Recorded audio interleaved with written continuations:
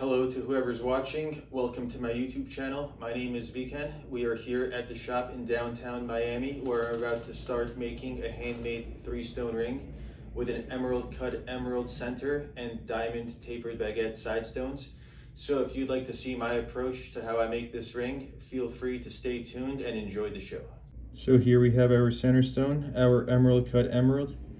This is going to be an all platinum ring, but I'm going to be making this ring out of brass just because I don't have too much platinum laying around. So I'm going to make the top section and the shank with the under bezel, and then we're going to be casting this in platinum.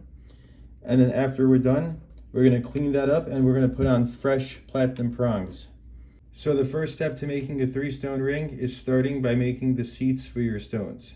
You can either start with the center or the sides, but you have to make your seats first because the stones are the foundation to the entire ring. The rest of the ring is just a projection of your stones. So when making an emerald cut bezel, I usually start off by filing the plate to the same length and the width as the stone, with the corners still in place. We're still going to be dropping this a little bit because the bezel has to be smaller than the center, especially for a 3-stone ring. But for now, until we take it down, this is a good place to start. So since we want our bezel approximately 0.80 smaller length and width wise, I've opened up my calipers to 0.40 to draw the lines. And now keeping it precise won't be much of an issue since you already made a nice rectangle to start off with.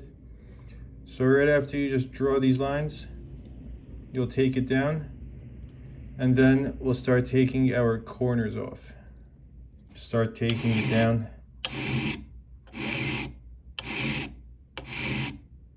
So now that I've got the bezel filed down to the appropriate size, we're just going to take the corners off. Now our bezel's smaller than the stone, which is what we want. The way I like to mark my corners on the plate is by opening up the calipers to the size of the corner of the stone. And then I go and I try to place the edge of the peak in the middle of the calipers and draw lines just like this. So after making the mark the way I just showed you, you're going to have a line on one side and a line on the other. What you want to do is open up your calipers and see how precise both of those lines are to see if the segments are the same. If they're not, just find the middle ground and then open up your calipers to that size, because that's how we're going to mark our corners.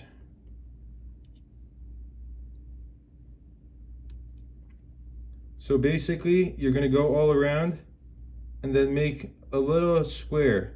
And when you end up filing the corner to this edge and to that edge of that line, you're going to end up having the proper corner and it's going to match your stone. So now I'm just going to take down that corner just before the lines. You don't have to go past it.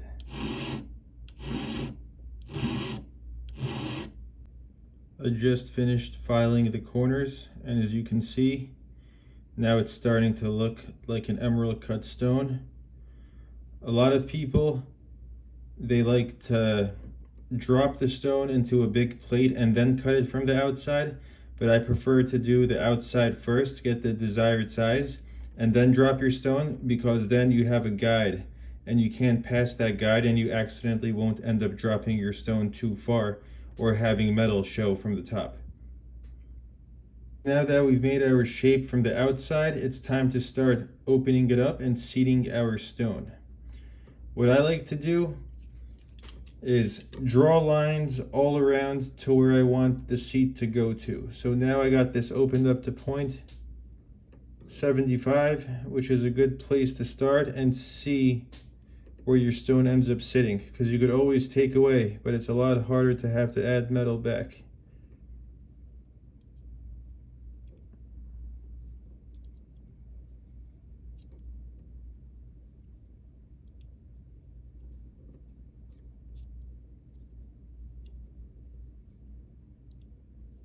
All right, so now that we got this done, you could see there is a border, and we want to leave that border after opening it up.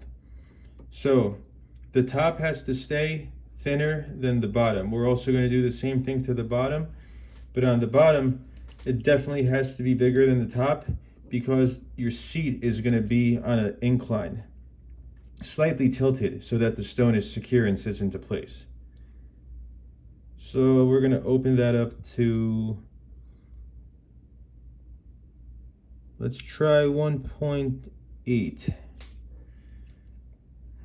You also don't want the bottom opening to be too small, because then if it's too small, the seat's going to be at too shallow of a slant, and that's not good either, because then the stone's not going to sit properly.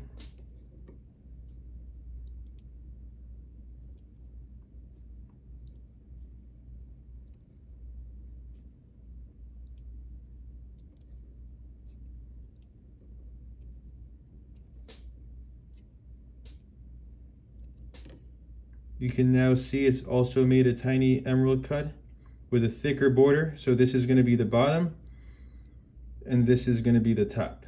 Now we're going to drill and start cutting, and you're going to see why we did this. So the next step before we start cutting is to drill the hole. I like to just make a little indicator mark of where the drill is going to go to prevent it from sliding around. After I got the hole, I start drilling.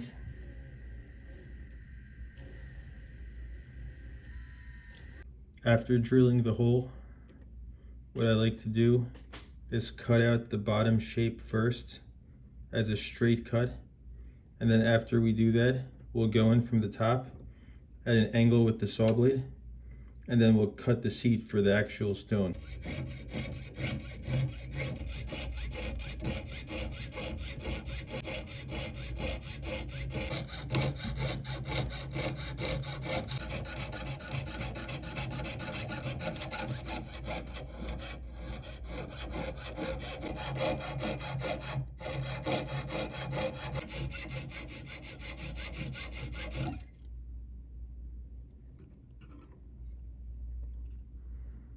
Now that we got the bottom cut out, take a file and just touch it up so that your walls are straighter, and then we're going to start cutting from the top.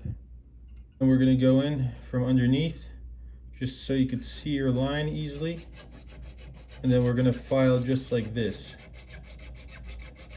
We're going to end up fixing these walls, making them straighter with the guidelines that we made previously, so that when we end up cutting the seat for our stone, you could see from the top that you're going right to this proper edge, and you make a nice wall for your stone.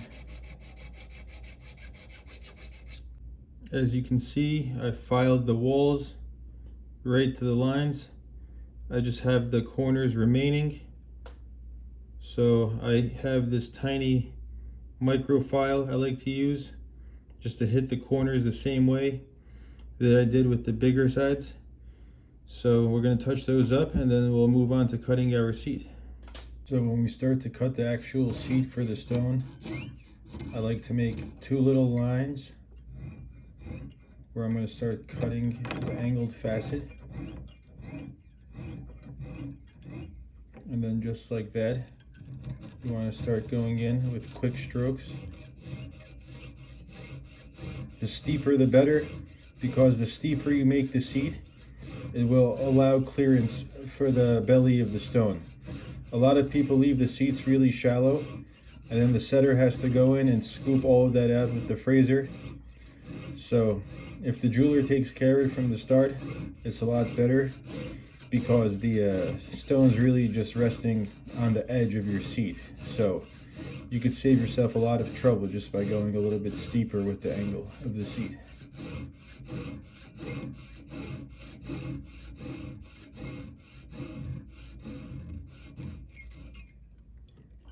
So you can see it's going to be cut at an angle like that.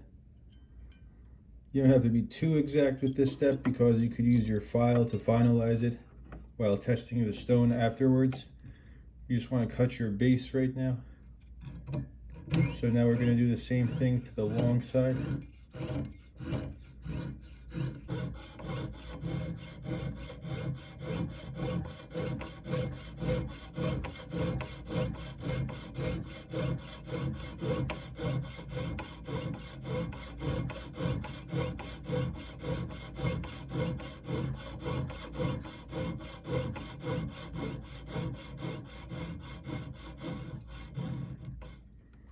So once you do this to all four sides, you're just going to have this little corner segment remaining, and then you just go in and you take care of the corner afterwards, because it just works out better that way. Unless you prefer otherwise, you could try it out for yourself. So I'm going to start cutting the corner now just to show you before spending time on the other ones. So here you're basically creating the shape of the belly, the pavilion of your stone. So I'm going to go ahead and finish this with the saw, and then we'll start actually finalizing the seat with a file with the stone.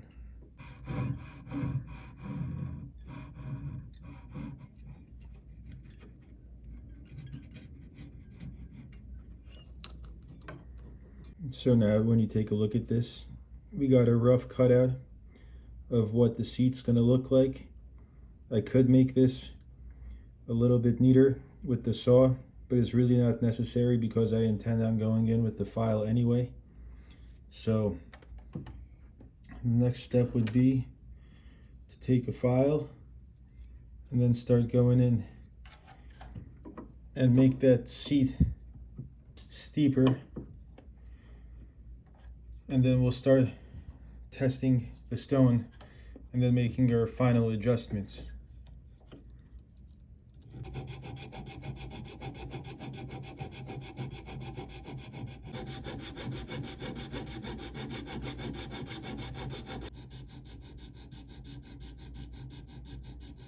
So I just got done filing the seats. You can see how much cleaner they look.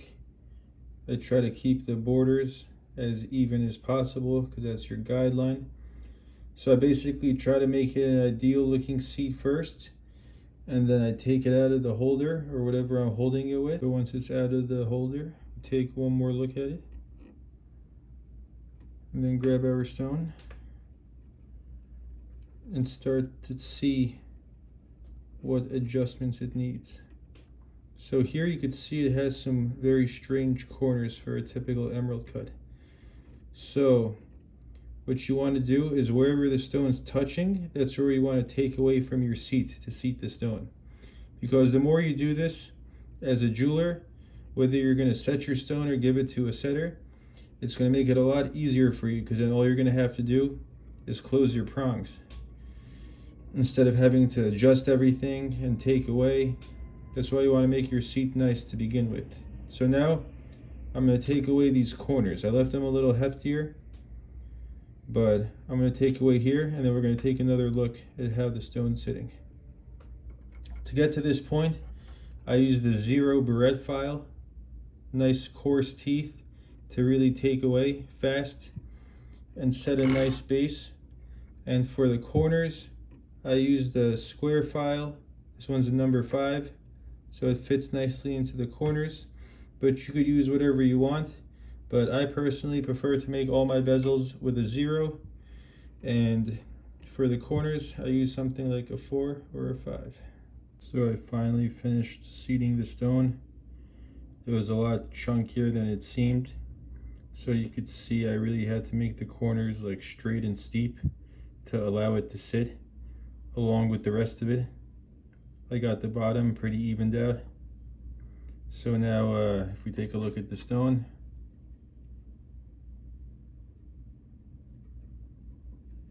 the other way, see that it's sitting all around. So now when it's time to set the stone, we've already done the job of seating it. All we have to do is close the prongs. So the one final step for part 1 of this series is going to be just kind of rounding off this corner at the bottom. So I'll show you how I like to do that. So to round off this bottom edge, as you can see, we don't have much meat left because of how chunky the stone was. So I've opened up the calipers to 1/4 millimeter. I'm going to draw a little guideline all around.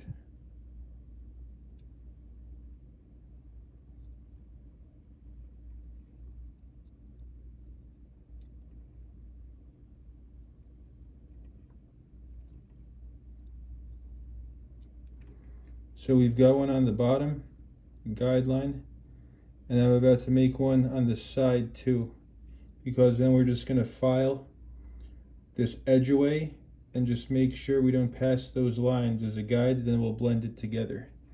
So we could afford to go a little bit thicker this way. Maybe we do 0.40 of a millimeter.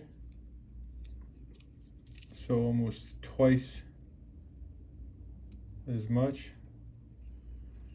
We draw our lines.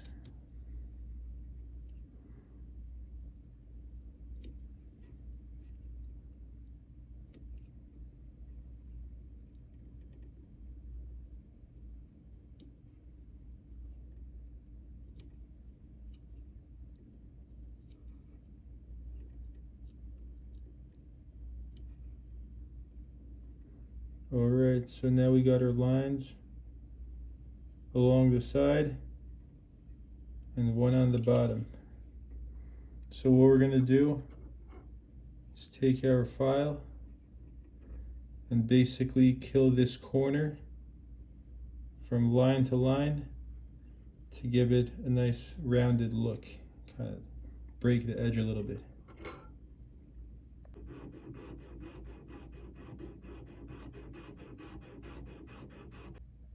Now you can see the little facet we've created, and you still have this little line up here.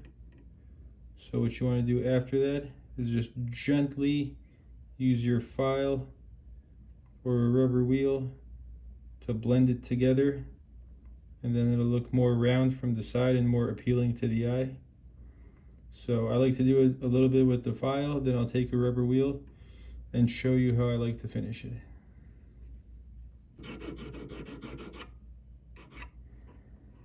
You're going to want to do this on all sides, even the corners, so you get a nice uniform curve all around your bezel. So now I've finished up the base blend along the sides. Has a more rounded look. And then now the final step is I'm going to take a rubber wheel like this. This is just a gray abrasive pre-polishing rubber wheel. And then I'm going to rubber wheel long ways, because in my opinion that creates the smoothest looking facets. And then when you end up polishing, it looks like one nice plane of metal. There isn't any like waviness or warpness as long as you rubber wheel straight the right way. So let's get into that.